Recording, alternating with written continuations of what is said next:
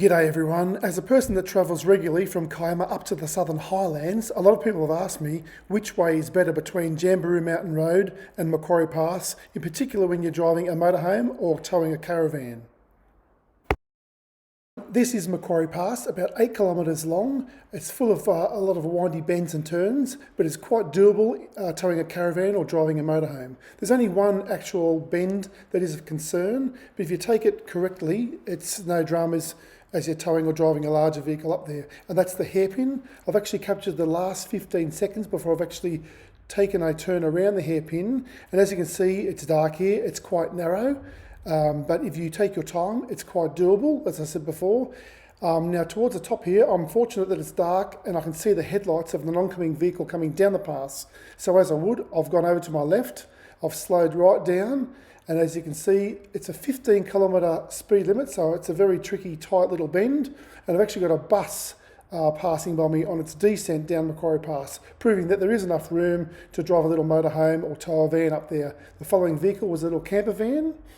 And now, as I'm approaching this bend going up, I go as far away to my left-hand side as I can. And I do this because the vehicles coming down Macquarie Pass need to take that turn a little wider because it's quite narrow on the descent. I think it's actually trickier going down Macquarie Pass, especially if the vehicles coming up haven't given you a wide enough area to take take that corner. Now, once you are past that hairpin, it pretty much straightens out and becomes easy again. In total, it's only about 10 minutes from the start of the bends to the top of the bends, and probably around 13 minutes from the bottom of Macquarie Pass to the top. And I would much prefer to go up Macquarie Pass than Jamberoo Mountain Road. Even though Jamberoo Mountain Road is a lot less windy, it's far narrower, and to me, in my opinion, I've done it once, but I would never drive a motorhome up there again. It's about the same in time, but it's just too tight and narrow. Another thing you've got to be careful of when you are coming up to the Southern Highlands, especially if you're driving at night, is wildlife on the road. Now I drive up from the south coast of the Southern Highlands quite frequently and often see these little bouncing vehicles in front of me here.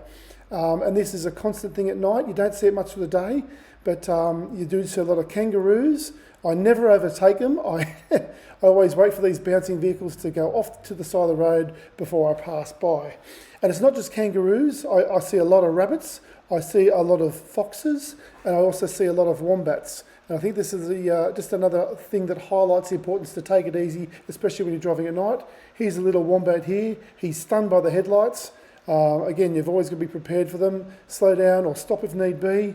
They don't rush to get out of your way, as you can see, but it's very important to take a lot of time and concentrate.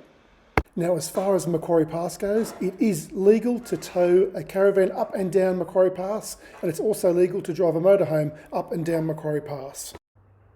Now, as far as Jamberoo Mountain Road goes, it is legal to drive a motorhome both up and down Jamberoo Mountain Road, as long as the motorhome isn't over 10 metres and isn't over 12 tonne. Towing a caravan is illegal. No trucks, buses or caravans up or down Jamberoo Mountain Road. Thanks again for watching. If you like this video, please subscribe for more.